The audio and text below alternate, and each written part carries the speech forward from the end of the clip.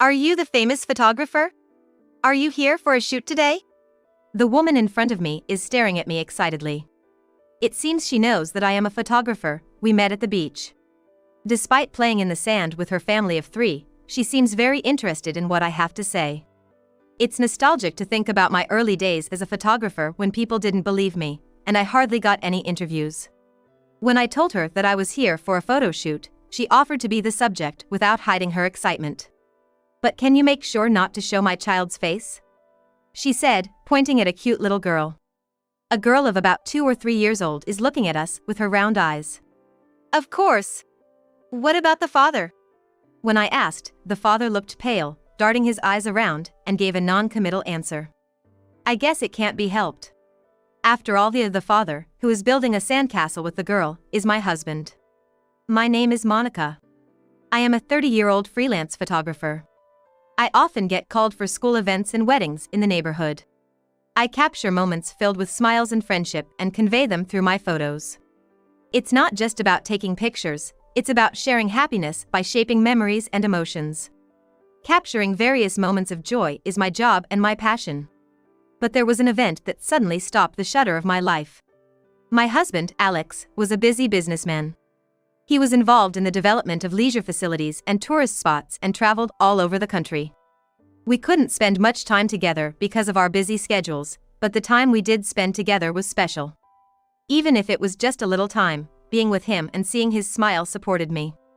I had no intention of quitting my photography job. We promised to support each other's careers while getting married. Taking that as a cue, I started looking for ways to work from home even for photography. First, I posted landscape photos and portraits of people who gave permission on social media as a portfolio. By showcasing my work in virtual galleries like online photo exhibitions, not only publishers and peers in the photography industry but also general users widely interfered, which worked well, and my followers increased rapidly. Since live streaming was possible on social media, I started doing talk shows and explanations about the photos I took and started making money. I share the stories and techniques behind the photos while sharing the photos I took. Communicating through photos is fun and rewarding. I was as active in public relations on social media as I was in going out and taking pictures, and my follower count increased steadily. Alex was still on business trips, so I spent more time with my in-laws, but fortunately, they were interested in my social media activities. I became closer to them by teaching them how to use smartphones and social media, and they often come to see my photos and live broadcasts.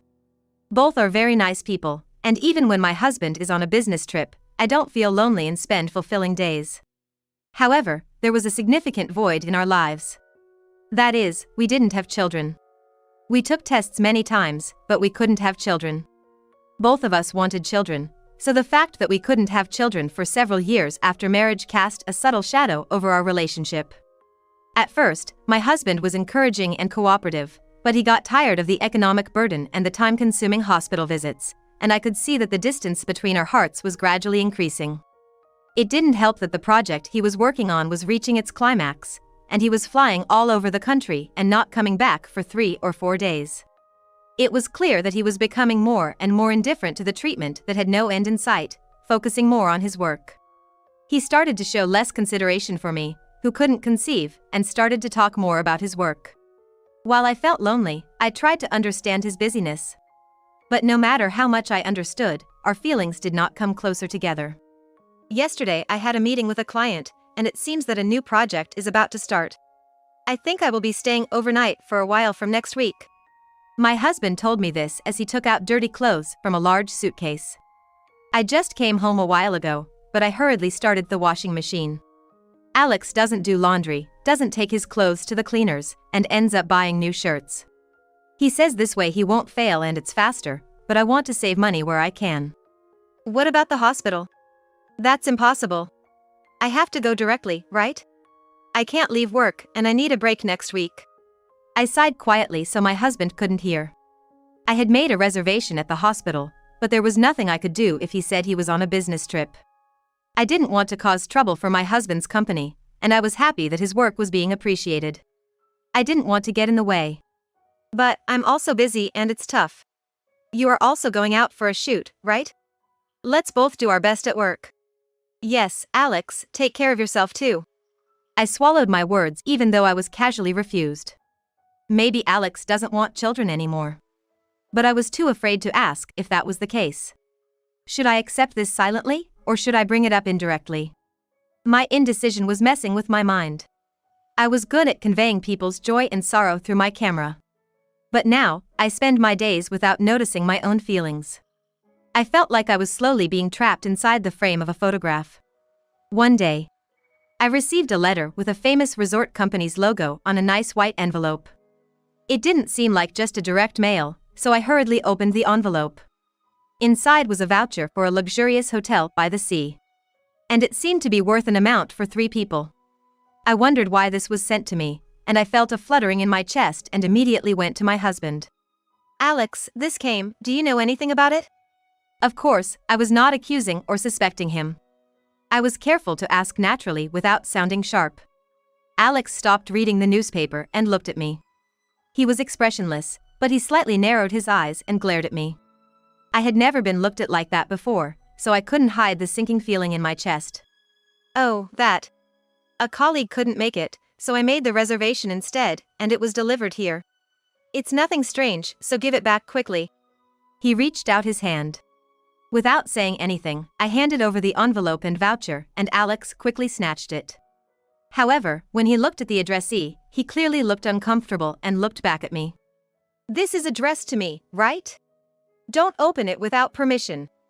I was taken aback and hurriedly apologized.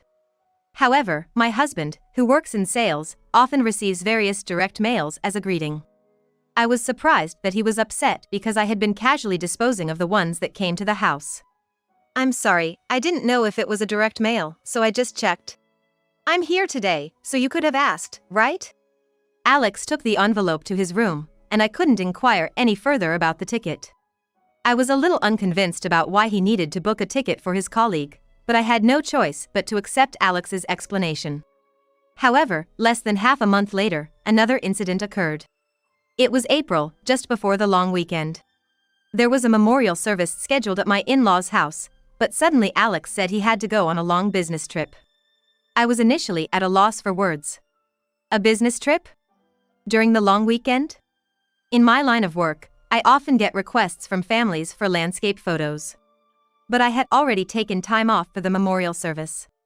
Not just for freelancers, but generally, companies are supposed to be off during the long weekends. At least, Alex's company usually is. Alex shrugged his shoulders lightly and made a forced smile. It just came up all of a sudden. I have to work on my day off. Can't be helped, right? So, could you attend the memorial service in my place?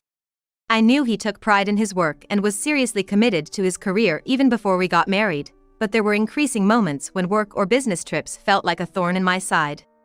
In the end, he packed his favorite suitcase and left for work. My in-laws were informed at the last minute, and although they were angry with his attitude, they were considerate enough not to make me feel uncomfortable. I'm sorry we made plans and he couldn't make it. I'll give Alex a piece of my mind next time I see him, my mother-in-law said. But all I could do was force a smile. We were supposed to stay for a few days after the memorial service. Alex is the only child of my in-laws, and they would be lonely if we left right away, so I ended up staying with them until after the long weekend as originally planned. I took photos of my in-laws' daily lives and scenes I usually wouldn't, with the camera I brought. I killed time by planning photo shoots, but deep down I felt the absence of Alex, who was supposed to be there. To change my mood and for work, I decided to go to the beach one station away. Everywhere you looked, families were enjoying their outings. People were also enjoying walks and sunbathing under colorful beach parasols. I walked along the beach with my camera. Suddenly, I spotted a family building a sandcastle. I stopped in my tracks when I heard a familiar voice. I was glad I wasn't holding my camera, as I would have surely dropped it at the sight before me. In the circle was Alex, building a sandcastle with a young woman and a toddler. They looked like a close-knit family, gathering white sand and seashells, and I couldn't believe my eyes. But the hotel vouchers that arrived at our house, the frequency of his sudden long business trips, his indifference, everything piled up like sand in front of me. If this was a commissioned work, it would be an ideal family scene worth capturing multiple times. Even though my husband was right there, I couldn't believe it. The child there must have been a 2 or 3-year-old girl. It closely resembled the time when I started feeling Alex drifting away. My husband already had another family. I don't know if it was my intuition as a wife, but I realized that there was a blood connection between that little girl and my husband. The glass frame in my heart shattered mercilessly. The photo that was supposed to be displayed in that frame was filled with happy smiles of us as a couple. I made up my mind and approached the woman. Not Alex, who was playing with the toddler. The woman, wearing a large straw hat, looked surprised at my sudden approach. Somehow, I managed to smile and apologized for speaking to her out of the blue. Then, I handed her my business card and told her I was a freelance photographer. Only my professional name is listed on the card, but my contact information on social media is also there. She seemed interested in the card and began to search for me on her smartphone. On the other side, Alex, who had definitely noticed me, was staring at a point on the sandy beach as if frozen. "If you don't mind, could I take a photo of your family? I sometimes do live broadcasts where I share photography tips." "Wow, you're Monica. I follow you. You post tips on smartphone photography, right?" Unaware of my relationship with Alex, she was delighted to be approached by a minor celebrity on social media. It was surprising that she was a follower, but she seemed enthusiastic, not only about the photo shoot but also about the live broadcast. I boldly invited her, and even before I could finish my sentence, she excitedly agreed. I felt guilty for deceiving her, but my goal was to somehow document Alex's other family. "Can you teach us some photography tips for moms?" "Alex too." "I'm good," said Alex, clearly in a panic. He was obviously trying hard not to look at me and thinking desperately for an excuse. "No, maybe we shouldn't. Like showing faces." "But I do model for pamphlets." "Oh, can we make sure not to show the kid?" I later found out that the woman he was cheating with was a model named Nancy, whom he met through his company's public relations. Of course, I agreed and adjusted my smartphone camera so that the child wouldn't be in the frame. I prepared the environment for immediate streaming and started the live broadcast as if I were teaching other mothers. Since the child wasn't on screen, Alex was the center of attention. His strange smile was interpreted positively by the viewers, and soon comments about the cute, nervous dad started to spread. After ending the live broadcast, I thanked him and left the scene. However, within a few minutes, Alex chased me down and stopped me. He left Nancy and the child behind. I asked him, "What are you trying to do?" but he remained silent, seemingly sulking. Probably feeling awkward with Nancy, he decided to escape to me. I wonder what he was planning to do by stopping me. Finally, he opened his mouth heavily. "Please understand." He didn't explain anything. What does he expect me to understand? "Well, I can see it, though. It couldn't be helped, right? I had a child with her before you and I had one. It's okay, Nancy's family is rich, and she says we don't need to get married." Alex, becoming defiant, finally confessed the truth. It's hard to believe that a young woman who got pregnant would say something so convenient. Probably, Nancy realized that he was already married. "I really wanted kids, you know. But you can't have them. Nancy is straightforward and a good girl, and the child looks so much like Nancy, she's incredibly cute. But it's not that I started to dislike you or didn't want to live together anymore," Alex rambled incoherently, leaving me with no choice but to hold my aching head. Apparently, he is insisting on continuing life as it is now. "I won't cause you any trouble. This situation is perfect for me.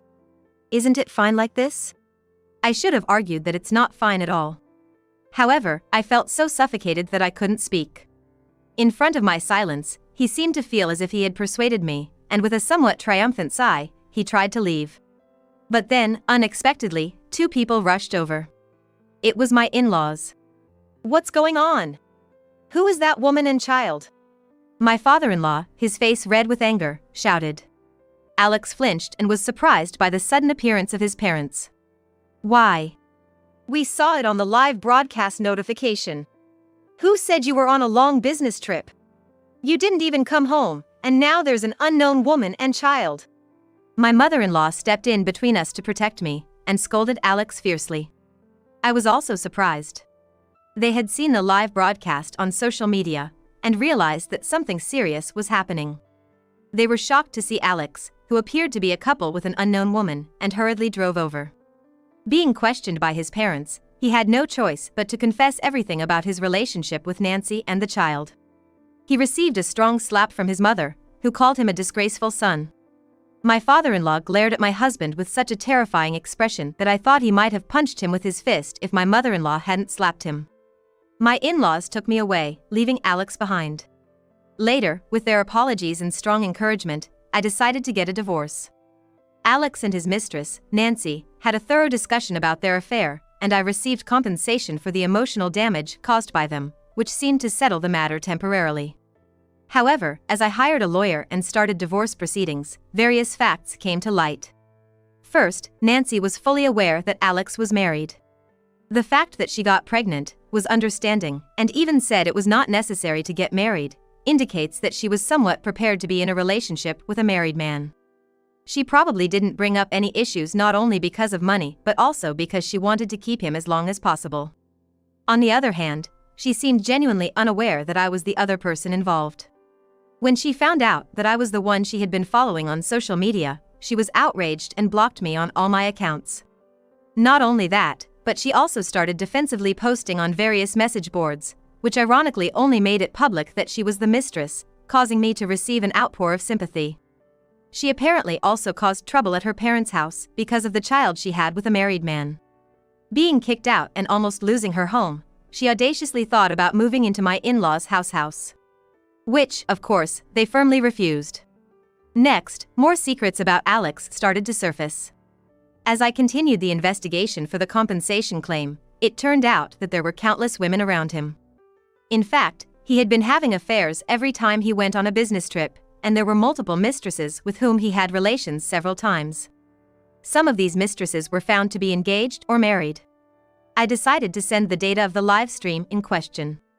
A little investigation would reveal that I, the legal wife, was the one broadcasting, and the people shown were Alex's mistress and their child. As a result, the women who were deceived into thinking he was single and the husbands who had their wives stolen were enraged and stormed Alex's place. He faced lawsuits from all directions, including me, and had no choice but to accept them all. As more and more new facts came to light, Nancy unexpectedly took the child and ran away. She probably chose to escape from her relationship with Alex out of disgust. The uproar Nancy caused on social media eventually died down, and her account disappeared, so I decided to let her go. However, considering her character, which proudly posted about the affair on social media, it was unlikely that she would just disappear after deleting her account. As expected, Nancy started using a completely different account. However, she kept posting as if she were the victim of a tragedy, which led to her being easily identified and receiving backlash. After that, whenever things got tough, she would delete her account and create another one, reviving herself like a phoenix. Even Nancy abandoned Alex, who, in the end, seemed to have planned to rely on my parents-in-law. However, when they found out that he had multiple mistresses, they were even more furious. Without apologizing to anyone, he just clung to them for help out of desperation, which led my in-laws to make the decision to cut ties with their son. After the affair scandal, my husband was left with a considerable amount of compensation to pay. As legal proceedings progressed, inquiries from the mistresses and their husbands started flooding the company, complicating the situation even further. Moreover, this was not the worst outcome. The unprecedented scandal of exposing the child with the mistress on social media spread rapidly during a business trip. And the reviews of the company-related facilities were filled with comments of shock and anger. The loss of trust due to the backlash spread both internally and externally, prompting the management to urgently implement countermeasures. However, since they were not familiar with handling online backlash, they were forced to hastily consult with experts and create a communication strategy. On the other hand, they were also working hard to provide accurate information to the employees and bring an end to the confusion.